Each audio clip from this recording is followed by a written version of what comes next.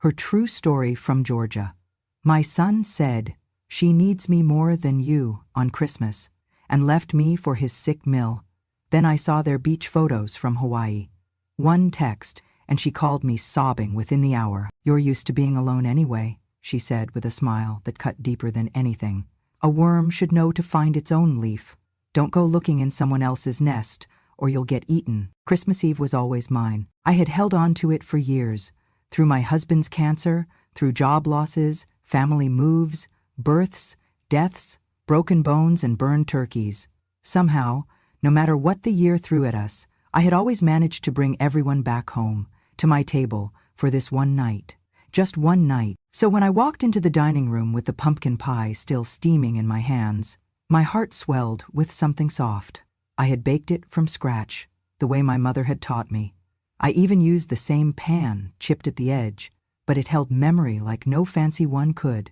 The lights were twinkling, the garland framing the mantel, Nat King Cole playing in the background. It smelled like cinnamon, clove, and the kind of hope you only allow yourself to feel when you think, maybe this year will be different. My son Daniel stood up abruptly from his chair. I remember his napkin was still on his lap. "Mom," he said, grabbing his coat, "we're headed to help my wife's mother. She needs us more than you." I blinked. The pie trembled slightly in my hands. Rachel, my daughter-in-law, didn't even look up from her phone. "You're used to being alone anyway," she said with a smile that cut deeper than anything. "A worm should know to find its own leaf. Don't go looking in someone else's nest, or you'll get eaten." They both laughed. Not a mean laugh. Worse, a casual one, like they were talking about the weather. I stood there, still holding that pie, feeling the warmth leach out of the room. Daniel didn't even glance back as he opened the door. I watched them walk out with the kind of certainty that only people with somewhere else to be could carry. No apology, no hesitation, just a door closing behind them and silence blooming in its wake. The dining room was still. The candles flickered, the glasses were full, the napkins folded. No one moved to fill their seats. My hand trembled slightly as I set the pie down. I noticed then, for the first time, how deeply the lines around my hands had grown. I used to be proud of them. Signs of work, of love. Tonight, they just looked empty. I sat down slowly, alone at the head of the table. I had set it for 6. There were 5 empty seats. The only sound was the soft clinking of ornaments against the pine needles. I looked at their plates. The name cards I had written in gold ink. Daniel, Rachel, Sophie, Eli. All still there, all untouched. I was not angry. Not yet. I was something quieter. A kind of hollow that rings if you touch it too fast. The lights above the table dimmed slightly, and in their flicker I saw not failure, but awakening. I had loved my son with a mother's fullness. I had helped raise Rachel when she needed help finishing school. I had babysat when they were too busy to care for their own kids. I had done it all, and asked for nothing but their presence on this one day. And they gave me absence, wrapped in cruelty. I leaned back into the chair slowly, not to rest, to root myself. I looked around the table not as a place of mourning, but as a place of truth. What I had built was real. What they had chosen was realer. I reached for my wine, took a sip, and swallowed the last of my illusions. I would not bake another pie for people who walked away without a glance. I would not keep plates warm for people who had grown cold. I would not pretend this was a misunderstanding. It was a message, loud, clear, deliberate. I heard it, and I would remember it, not with bitterness, but with precision. Because tonight wasn't the end of my story. It was the end of theirs, in mine. I remember standing at the kitchen window in 1983, cradling our newborn son against the harsh glare of fluorescent hospital lights. My husband, Tom, had just returned home from the night shift at the mill. His exhaustion was etched in his features when he quietly asked, "Did she eat?" I had cooked oatmeal, mashed bananas, enough for a toddler's rumple. I held my breath as he approached, worried I'd made it too runny or too sweet. But he nodded. Perfect. He cupped our son's face with a gentle hand, and I watched relief and pride passing between them. During the years that followed, I washed the sheets soaked in vomit after fevers. I learned to mix medicines for a toddler with asthma, one hand steadying her, the other dialing our doctor. I patched torn pants after recess fights, washed marker graffiti off the walls, and listened to every triumph and heartbreak as if it were my own. When our daughter-in-law Rachel came into our lives, college sweet and stuffed with promise, I put aside ambivalence to send her to university. I drove miles for campus tours, opened extra accounts during her first semester, and helped navigate financial aid. I saw her as family before she even wore our name. I never asked for repayment, only their gratitude, something I believed would flow naturally in time. But all that care, all that devotion, remained invisible the night of the Christmas Eve when they walked away. When my mother-in-law Edna became ill, I took on the burden as if it were my own. She had never warmed to me. Initial glances shot like darts, but when cancer surfaced, she became fragile overnight. I stepped in, doctor visits, hospital check-ins, making sure her pillows were fluffed just right. I remember softly singing her name in the middle of the night, rubbing her forehead when fever broke. Often, I stayed at her home to ease the transition between nurses. How many times did she call me daughter when fever faded to lucidity? More times than she'd ever called me DVL. I never kept count. I just showed up. Those hours, those days, overlapped with daughter-in-law tuition, with parenting newborns, with being every problem life threw at me. Rising before dawn, sleeping well after midnight, I was the backbone they built dreams on me. Yet on Christmas Eve, the kindness I once extended was returned with cold disregard. In quiet moments, I liked to remind myself of who I was, not merely a mother, not merely a wife, a woman who built a family from scratch, a woman who poured every drop of love she had into their success, a woman who stitched the fabric of their stories, even when it went unremarked. I had loved wholeheartedly and with nothing asked in return. Yet tonight, their actions whispered that my love was disposable. I reached for a glass of cold water and leaned against the kitchen counter. Neon light from the fridge cast a pale evening glow through the room.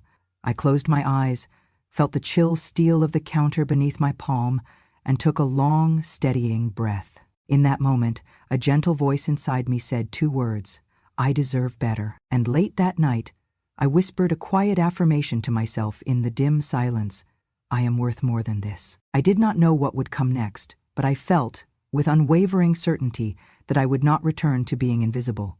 Not tonight, not ever again. I saw the notification flare up on my phone, a small red dot asking to be opened. It was Instagram, from Rachel. I hadn't looked at my phone in days. After last week's Christmas, I'd locked it away so the pain couldn't find me that easily. But there it was, demanding my attention. With a quiet exhale, I tapped the app. The photo hit me like a blow. There they were, Daniel and Rachel, standing at the shore of a sun-drenched beach. Turquoise water lapped at their ankles, sunlight danced off the waves, and both of them grinned with careless joy. The sort of joy that looked nothing like grief or duty, nothing like concern for an ailing mother. The caption, and oh the cruelty of it, read, "Hawaii, Xmas with Mom." A laugh escaped me, bitter and hollow. I sank to the couch, phone pressed to my chest. The photo glowed defiantly on the screen. Rachel's straw hat tilted just so, Daniel's arm draped around her shoulder, the tips of palm leaves framing their faces like a postcard. I could hear the surf, smell the salt air, feel the warmth that had drowned out the chill of abandonment. And I heard their voices again. "She needs us more than you. A worm should feel lucky to even be invited here." Their words echoed, amplified by the emptiness inside me. For years, I'd baked for holidays, ironed clothes, made every phone call, every school lunch, held every fevered cheek. I had been the rock, the bedrock of our family, and they repaid me with absence, with shame and betrayal and Hawaiian sunshine. The world grew cold around me. The Christmas tree lights, once cozy, now felt gaudy, out of place. The room was too bright, too big. I dropped my head into my hands. The phone fell between my knees, the image still burning into the screen. Everything hurt, not just the hurt of being alone, but the raw ache of being erased, of being told I no longer mattered. Not on Christmas, not ever. But as the ache spread, a different feeling took form, like a spark in dry wood. Determination. A fierce little flame that said, "This does not get to define me." I remembered nights sitting by my husband's bedside, days squeezing school books between diaper changes, Afternoons spent visiting my mother-in-law in hospitals. Nights falling asleep with whispered prayers. I had been there for everyone, so I decided I would be there for myself. With effort, I lifted that phone and stared at the photo again. My thumb hovered over the reply icon. Images flashed, my face at his birth, at graduations, at holidays, at prayers. My life threaded into theirs like gold in tapestry. And that photo, that single frame of optics, trivialized all of it. I tapped the icon and my finger hovered. My heart thudded in my chest. I typed the words slowly. I am not invisible. Then I typed another line. I will not be silent anymore. I paused, took a breath, then I hit send. The message went out with no snark, no anger in text, only truth. No theatrics, just a moment of clarity. And with that, everything shifted. I set the phone down, sat up. The ache was still there, but it began to change, softening into resolve. I felt a stirring in my bones, a slow burn of purpose. They had sent a message. I was sending mine back. I stood, ready for whatever came next, because I was done watching. I was done waiting. Tonight, another story began, the one where I found my voice again. My thumb hovered, then tapped send. I did not press delete. I pressed send. I would not let that photo dim my light. I would not let their betrayal be the end. For the first time, I wasn't just the mother no one acknowledged. I was the mother who spoke and would be heard. I dialed the number for Edna on a whim the next morning, the Instagram photo from Hawaii still burning in my mind. We had only met once, years ago, before Rachel came into the picture. A frail woman at my son's wedding, leaning on a cane, her eyes glistening as she watched her daughter salute. I remembered a kind face touched by illness, not entitlement. A woman who had silently carried loyal devotion too long without fanfare. When Edna answered, her voice quivered. I heard the low hum of medical equipment, a TV in the distance, the shuffle of bedding. I recognized that loneliness. I said her name softly. Edna? Are you in Hawaii with them? She paused. The background noises fell quiet. No, I'm in a nursing home. Her voice cracked. I closed my eyes. I never expected gratitude. I only hoped for honesty. I saw the photos. They're not in Hawaii for you. A brittle laugh. I knew it was strange. Rachel said she needed to be there, but this feels like they wanted to save face. They wanted a picture, not to help me. My throat constricted at her words. She had been set aside too, dismissed with a photograph instead of a visit. We shared confession after confession, my heartbreak, her disappointment in the daughter, the emptiness at holidays, the stale smell of institutional sheets, the ache of being set aside for convenience, for optics, for nothing at all. By the end of the call, we were two mothers who had loved and lost in the same breath, those beloved ones who thought our age meant our voices no longer mattered. I felt a fierce bond form, a fragile, vulnerable alliance born of betrayal and shared sorrow. I leaned on the counter in my kitchen, the phone warm against my cheek, imagining her in that sterile room. I realized this was not just about Christmas neglect. It was years of neglect, innumerable sacrifices, overlooked contributions, ignored anniversaries. Then an idea came, like wildfire across dead grass. What if we reclaimed not only our dignity but our legacy? What if we built something together that no Instagram photo could erase? I proposed forming a foundation, a legal trust, dedicated to supporting the elderly who had been forgotten or left behind. I offered to share my savings stored for their inheritance. Edna, with the same determination that had cared for a funeral home's worth of widows and widowers, agreed. We pledged. No lawsuits, no revenge. Only justice. Only rebuilding our names and ours alone. We would not be erased from history or from hearts. There must be paperwork, she whispered. We need a lawyer. I know one. He helped me with my husband's will. He's discreet. There was a long silence. Then Edna said, I don't want them pitying me. I want them to see us. Her words were flame and steel. We mapped our plan over the next 2 days. Write new wills, establish the Legacy of Two Mothers Foundation, define the mission, secure the initial funds. We set up a single dramatic act, the day of the Christmas live stream, to finalize everything. Then we would watch it unfold. We both pressed our palms around the phone, the faint digital line bridging miles and memories. I said, "We will not let them delete our names." And Edna answered, her voice firm, despite tears, "Not ever again." In that moment, I felt something bloom within me, not malice, but something sharper and more grounded. Purpose. Two hands miles apart, meeting through the telephone line. Two hearts folding their strength together, and the silent vow, we will ensure we are not forgotten. We will ensure they remember us. We hung up. The room felt colder, but I lit a candle anyway. Our candle. And in the glow, I knew the rest of this story had already begun. I visited the lawyer's office early the next week, entering through a side door so no one from my family would recognize me. I carried only a small folder with documents and 2 pens. I had chosen this attorney because he knew discretion. He'd helped me once before, quietly and professionally. Now, I needed his help again. We sat in a quiet paneled room. He listened as I laid out our plan. "I'm setting up a foundation, Legacy of Two Mothers Foundation, to support elderly people who have been forgotten. I want to use the assets that would have gone to my son and daughter-in-law. They walked away from me. I'm walking away from giving them any share." He nodded and asked for the specifics. I told him which pieces of property I owned, which investments, everything in my name. He made notes, confirming details. "And you also want to exclude your son, daughter-in-law, and anyone else who abandoned you or fails to support the elderly?" he asked. "Yes," I said, voice steady. "Anyone who shows no heart for the aged or desert their parents on holidays." He paused.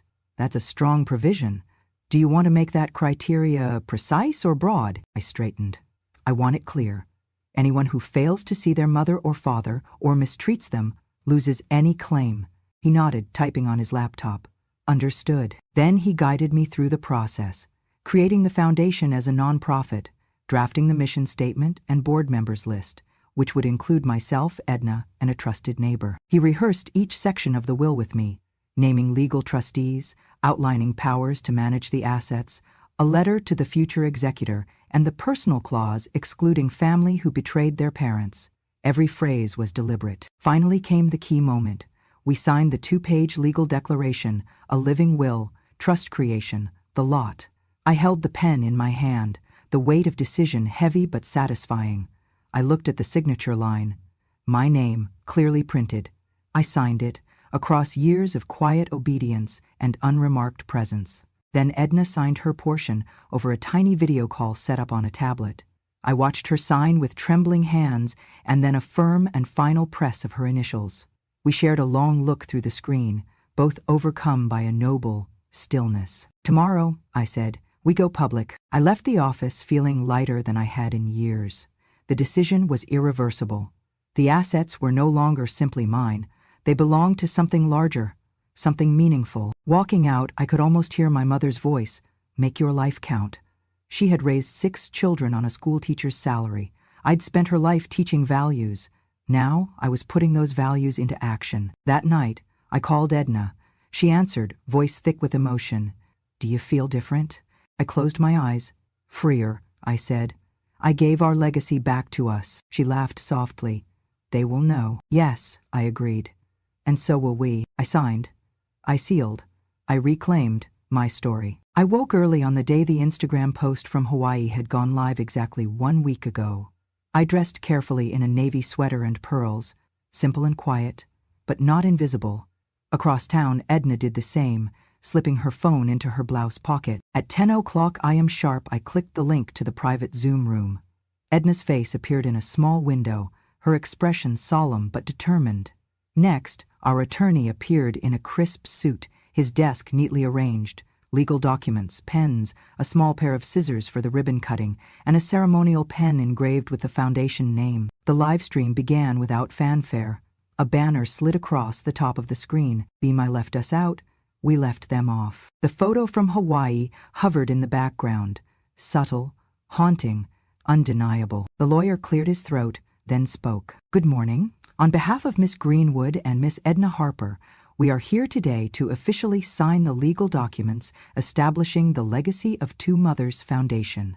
This foundation's mission is to support elderly individuals who have been neglected or marginalized, with initial funding from the assets of our founders. He turned to me first. I picked up the engraved pen. My fingers felt heavy at first, but I pressed it to the line marked Founder, Mary Greenwood. I signed. Then I passed the pen to Edna, who signed in her own handwriting, Founder, Edna Harper.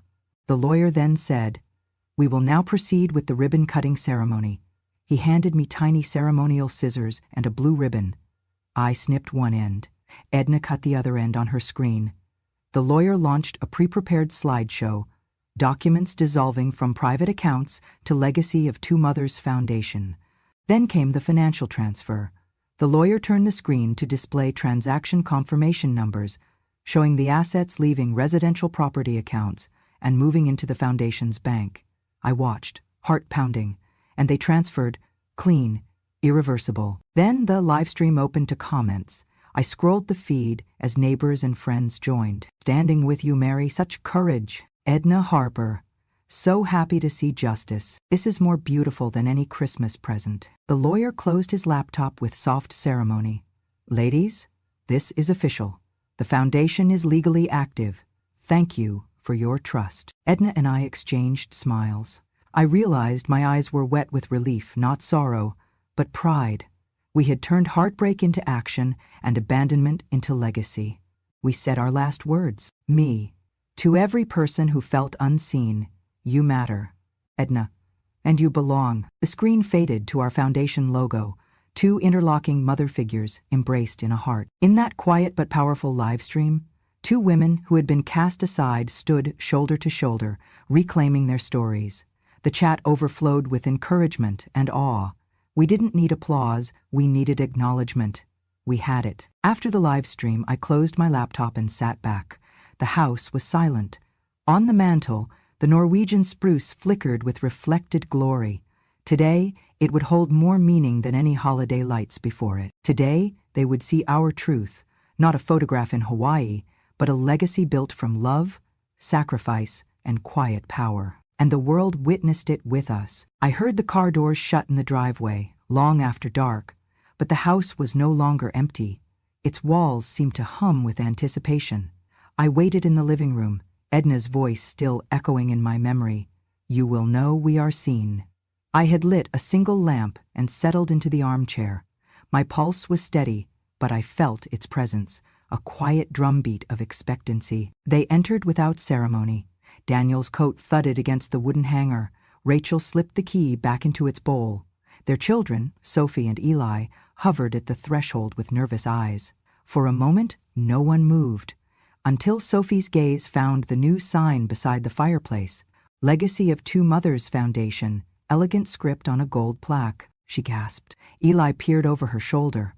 Daniel and Rachel exchanged a sharp look, that same look of surprise, confusion, disbelief. I rose slowly and crossed to stand before the plaque. Daniel's voice trembled, small. "Mom, what is all this?" Behind him, Rachel's footsteps came forward.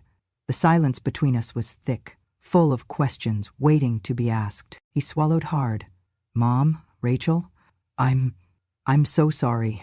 We didn't know. We thought." I raised a hand, gently stopping the apology before it could unravel further. "Let me show you." I led them into my study, opened the drawer, and pulled out the legal folder. They watched as I flipped through photocopies, the deed of the foundation, the banking transfer statements, the public charity registration, even the live stream screenshot. Daniel's shoulders sagged as the pieces fell in place. Rachel pointed at a signed image. Is this real?" I nodded. "We followed through. We built it, not out of anger, but out of certainty. Certainty that mothers deserve more than a photo and an excuse." Rachel swallowed, tears streaking her cheeks. "Why, Moses, why would you do this?" she asked, voice small. I stepped closer. My voice was calm, not cold, but resolute. "Daniel, Rachel, we didn't do this to hurt you. We did this because every sacrifice we made, every patient night and worn-out dollar, was never just for you. It was for people like Edna and people like me who believed in family until realizing family didn't always believe back." Daniel sank to his knees in front of me, embroiled. My heart cracked, but I didn't flinch. "I betrayed you. I was wrong. Rachel sank to her knees too, but beside Daniel, she reached for Daniel's hand. Their children remained silent in the doorway, eyes wide. I knelt too, framing them in my arms. We did not use your mistakes against you. We used them to redefine our legacy. Edna entered quietly from the hallway. She came to stand behind me, hands resting on my shoulders. Her voice was steady. Don't ever think that two mothers cannot teach a lesson. We were invisible until we weren't. Rachel's voice cracked. But why us? I ruffled Sophie's hair. Because when you left without warning, when you replaced us with a picture, you reminded us how fragile love can be. Daniel buried his face into my coat. I'm so ashamed. Edna knelt on the other side. We're not here to punish.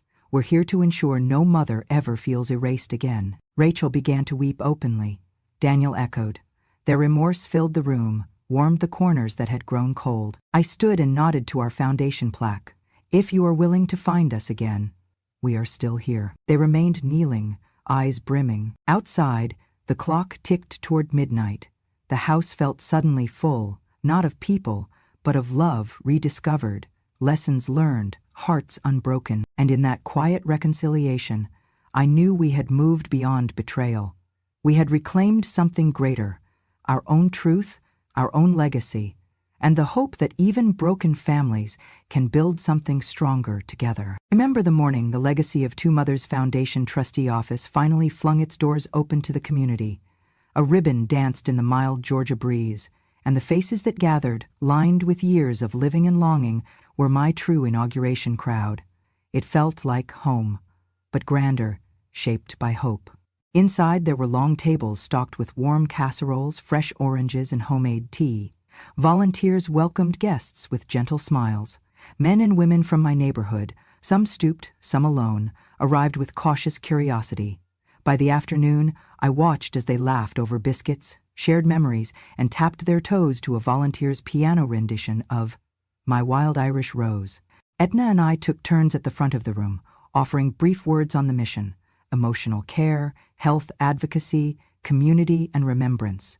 But most of the day belonged to the people we were meant to serve, to those who needed not pity, but kindness, and, most of all, to people who needed to remember they mattered. Outside, a local news crew recorded the scene. The reporter spoke in measured tones. Today, two Georgian mothers, who were once overlooked by their own families, have come together to launch a foundation dedicated to supporting elderly individuals who have been neglected, offering companionship, healthcare support, and community at every age. The camera panned over smiling faces and warm handshakes. I saw Edna glance at me, and our eyes reflected the unspoken truth. Our legacy was not fluff or token. It was substance, real substance. Later in the week, I spent afternoons in the craft room lined with vintage sewing machines. Women who had once folded under the weight of loneliness now learned embroidery, quilting, flower arranging. We took turns guiding them, sharing stories of our own struggles, my husband's final days, Edna's nights in cold hospital rooms. In return, they offered laughter, colors, history, friendship. It was a circle of renewal I never thought possible in my last years. One afternoon, a plumber's grandson wandered in, shy and curious, watching me thread a needle for a volunteer. I paused and offered him a needle and ribbon. He looked at me, puzzled. I smiled and said, "We don't need our own grandchildren's affection. We need each other." It was his turn to smile then. He nodded, as if he understood something better than I ever could have hoped. In the months that followed, the foundation grew. Elderly residents came for warm meals, doctor checkups, workshop classes, and the rare luxury of simply being seen. Word spread through churches and senior centers and local bulletins. Our town rallied. I received letters. "Mrs. Greenwood, thank you for giving me something I thought I had lost, a place to belong. We call you Mother now, not because you gave us money, but because you gave us dignity." One evening, as fall light filtered through windows, Edna and I sat on the front porch swing, sipping iced tea. The fading sun caught her silver hair, highlighting the resilience in her face. She said softly, "Who would have thought, Mary, two mothers, united by hurt, building something lasting?" I squeezed her hand. "They thought we were just old ladies, Edna, but our purpose, that made us dangerous." She laughed quietly, a laugh rich with relief and triumph. Some mornings, I still wake up and hear that Christmas Eve moment, the slam of a door, the sting of those words, the absence. But now, I see it was not my undoing. It was my turning point. I stand in the community hall, teaching young volunteers the joy of kindness, the rhythm of compassion. I look at the gray-haired hands stitching comfort, the bright eyes rediscovering laughter, and I say to them, "We don't need family to give us value, we need each other." They nod, gently patting my shoulder, and for the first time, I believe it with my whole heart. Our aftermath wasn't bitterness, it was blessing. Our legacy wasn't what was taken from us, it was what we created from it. Two mothers once ignored have now built a refuge that stands firm, that welcomes life and offers it back to those who had little else. We were once counted out, now we count people in. That is our inheritance, and it will echo beyond lifetimes. I never expected the winter after we launched the foundation to be so full of warmth. Snow drifted over the fields in soft white blankets, but inside our center, laughter crackled like a hearth. Edna and I reveled in the bustle, volunteers greeting newcomers, meals being served, calls being answered, elderly hands being held, yet our attention kept drifting back to a hush that eventually fell over us both one frosty evening. Our son Daniel and Rachel had asked to come see us. I had received the message through our lawyer. They will come, they want to talk, do not leave. It pinged on my phone, and I swallowed a mix of dread and resolve. We had asked no apology, we demanded no restitution. We only requested recognition and closure if that was what they sought. Now here they were, stepping into the sunlit foyer, their coats locked awkwardly behind them. The children stayed with a volunteer. It was just the four adults on the polished wood floor. It was Rachel who spoke first, voice trembling. "I don't know where to begin." Daniel's eyes were red-rimmed. He shifted uncomfortably on his feet, back straight but shoulders slumped. He whispered, "Mom, Rachel, I can't change what we did, but I want to understand what we lost." I watched their faces with a gentle firmness. They looked small here, not lost in an elegant beach resort, but standing in the quiet power of their mother's choices. I stepped forward and gestured toward a display near the entrance. Photos of elders smiling at the center's ribbon cutting, snapshots of quilting classes, meals shared as if for a family holiday. I said, "This is what we did with the missing Christmases, the abandoned birthdays, the forgotten calls. With every hour you chose to be elsewhere, we chose to build this." Rachel gasped, eyes drawn to a framed photo of Edna kneeling beside a woman showing off her first quilt. Tears spilled. She whispered, "That's Mrs. Lorraine. She hasn't spoken since her husband died until we came here." The room that held so much purpose shuddered in place. Daniel stepped forward, voice thick. "Mom, we're sorry. We thought we were doing right. We thought Hawaii would show love." I waited the moment, breathing steady, watching his sorrow. "Love is not measured in pictures," I replied softly. "It's measured in presence and action." He blinked. "I see that now." Rachel took a tentative step toward me. I can't undo it, but I want to help. I want my children to know their grandparents better than we did." I glanced at Edna, who nodded slowly. "Then you start by being here." A few days later, Daniel and Rachel approached us with a proposal to help at the center, not as apologies, but as participants, cooking, serving, learning, listening. The children visited too. They came to story time, shared crafts, sat quietly beside emotional strangers. At first it was awkward, harvest tables of wiping tears and comfort, but slowly warmth spread again. Daniel learned Mrs. Lorraine's favorite recipes. Rachel discovered that sewing brought peace to her mind. The children poured juice to new friends. I watched them, hearts softening, not because they repented, but because they chose differently now. Because vulnerability is a form of courage. A month later, at an evening event, the doors opened to welcome a local news outlet back. The piece would focus not only on the mother's story, but also on the ripple effect, a family in recovery, and a community now stronger because of their presence. The reporter filmed Daniel and Rachel, working alongside volunteers, laughing with Edna, even helping sweep the foyer before the evening meal. On camera, Daniel choked his words out. "My mom didn't deserve the treatment she received. We made a mistake. Instead of abandoning her, we built walls, Now we're trying to tear them down. Rachel, wiping a tear from her sleeve, finished. This place is changing us. It's changing our family. We want to be part of that change. This segment aired on local TV and circulated on social media. I watched it, chest tight. I thought of my younger self, the woman who baked pie alone on Christmas, and I smiled, because I saw how far we had come. In the weeks that followed, more volunteers joined. Other families came forward, sharing similar regrets and hoping they could bridge gaps in their own lives.